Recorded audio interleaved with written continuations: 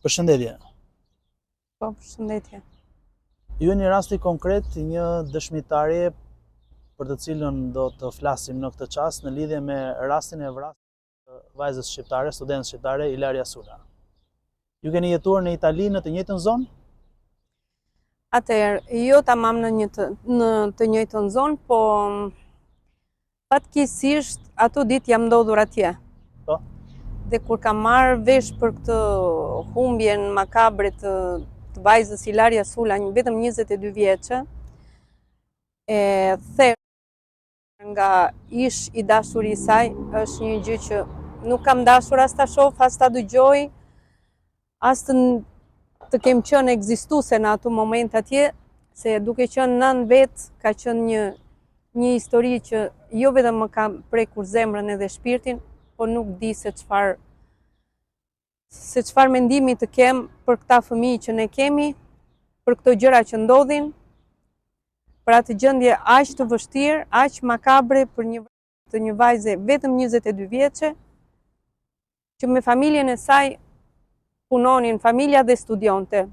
Të gjitha sakrificat e saj e familjes vet ishin fokusuar te fëmijët e tyre për t'i nxjerrë sa më të mirë me shkollë, me jetën e tyre të përditshme. Gjendja ka qenë shumë e rëndë, ka qenë shumë e vrarë, ka qenë kjo ka qenë edhe një dhimbje që mund ta kuptosh si nën, si prind, dhe të them të vërtetën, asnjë njeri nuk doja ta dëgjoja, atë dhe hasmi nuk doja ta dëgjoja në këto fatkeqësi të tilla. Historia ka qenë se unë ndodha atje, flitej për një vajzë shqiptare, 22 vjeçe, gjendja ka qenë shumë e tensionuar. Ai për fatin e keq, edhe të vetin edhe të Ilarias, ishte ndodhur në një gjendje ndoshta psikologjike të rënduar, vajza me të gjithë të drejtat e saj. Sot të rinj nuk pranojnë të jenë të lënë nga të dashurat ose e kundërta, por nuk dua të jem në vendin e prindërve të Ilarias të Gjor, dhe për ç'kemi parë, ç'kemi dëgjuar, jemi akoma të shokuar. Po çfarë ka ndodhur konkretisht atë ditë? Një familjar i juaj ka qenë prezent thuajse në të njëjtën zonë ose afër saj? Tani konkretisht ndodhi se vajza ime shkonte në një lokal aty afër, për qef me shoqërinë e vet, dhe rastësisht kishte humbur makinën, nuk dinte ku e kishte lënë makinën se binte shi atë ditë. Dhe kemi filluar kërkimet, edhe pse kemi marrë në telefon autoritetet, na kanë thënë që po, kërkimet do vazhdojnë në një moment të dytë sepse ka ndodhur një fatkeqësi. Më vonë morëm vesh kush ishte fatkeqësia.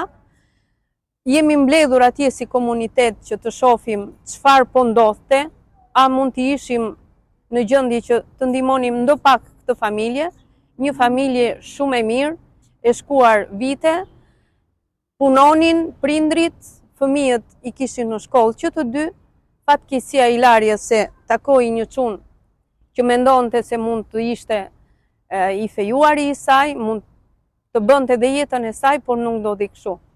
Ish i dashuri i vet e kishte thirrur te shtëpia, kishte shkuar Ilaria në një debate sipër nuk e di se çfarë, me 3 pothuaj e kishte masakruar. Nëna e vet ishte në shtëpi, detyrimisht dëgjon zëra, futet në dhomë, shikon vajzën në tokë e mbuluar në një lumë, duke parë që një vajzë e shtrirë në një lumë gjatë djalin që një i vdekur që ecën.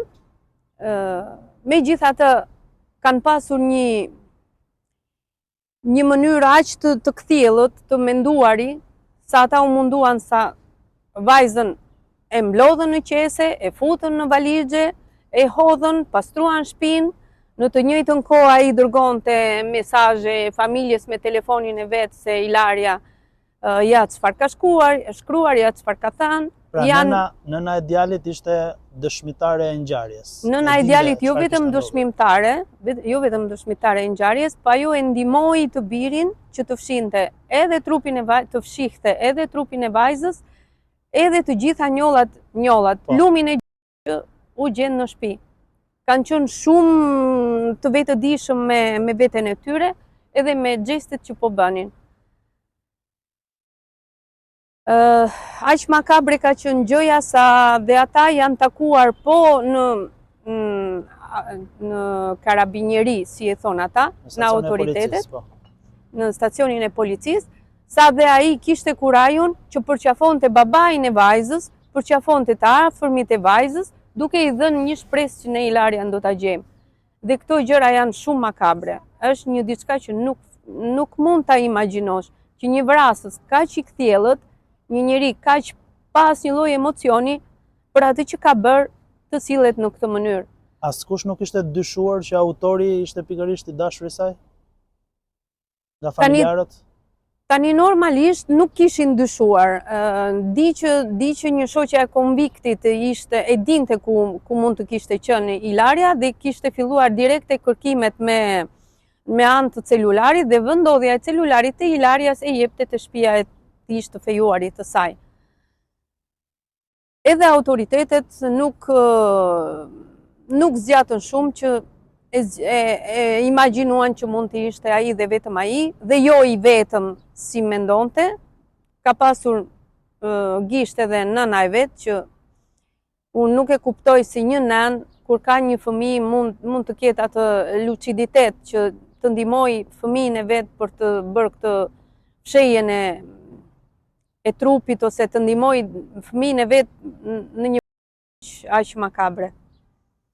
Çfarë kishte ndodhur më parë? Kishin debate ose indicie që të çonin pikërisht në këtë veprim ose akt final të çiftit? Dini detajet e kësaj natyre?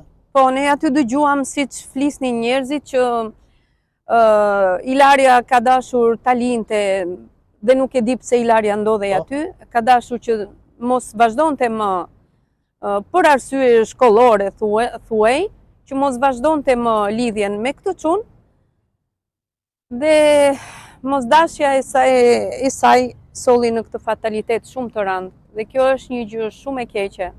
Të paktën për ne që kemi fëmijë, unë kam një vajzë në moshën 26 vjeçare dhe tani shqetësimi im si nën është të shtuar edhe më tej.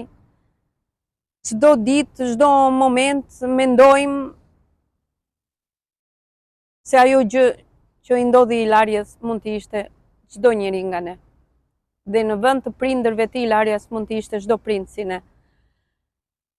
Prej sa vitesh jetonin në Itali kjo familje? Pra, ishin të angazhuar me punë familjarët?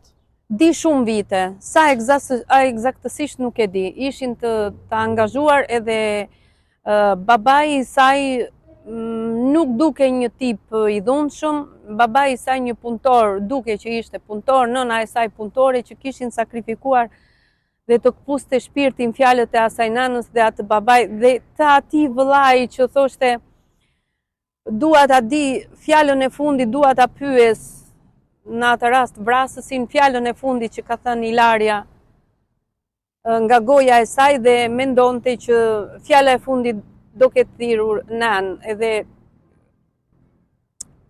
kjo është një diçka që ne na prek të gjithë dhe sidomos ne nanave. Është një emocion që nuk tregohet.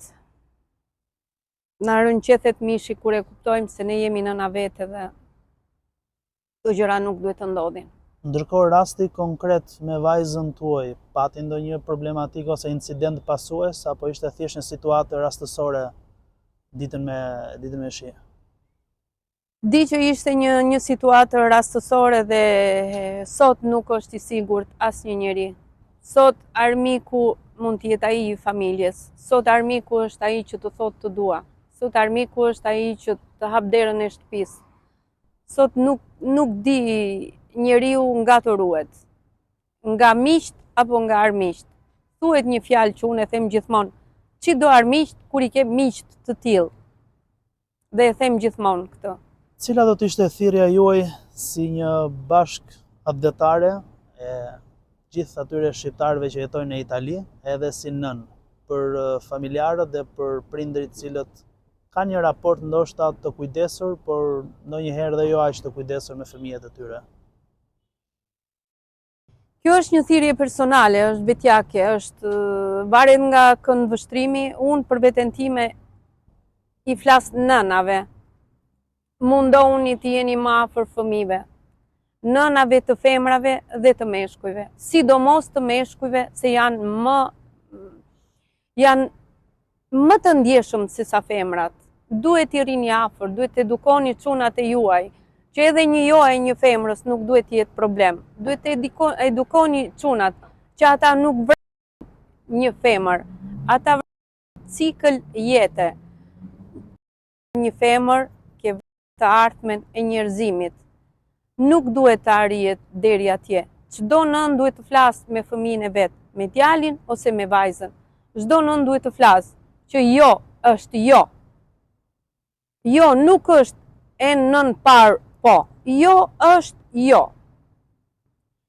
Sa për nën, nuk dua ta kem fatin e prindërve të Ilarias, edhe se të gjithë ne e mendojmë sa herë fëmia vonohet, sa herë fëmia i fiket bateria e telefonit, sa herë fëmia nuk përgjigjet në telefon, shpirti e një nane drithërohet.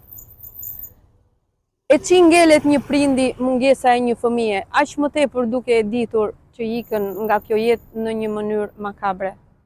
Nuk ka që të ngelet. I bëj thirrje të gjithëve.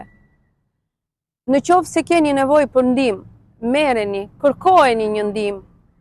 Prindrit, në qoftë se ndihen në momentin që nuk janë të aftë të bëjnë prindër si duhet, kërkoni ndihmën e një psikologu. Nuk është më turp, nuk është tabu. Kërkoni ndihmë për çdo rast, që fëmijët e ju të rriten të shëndetshëm. Faleminderit.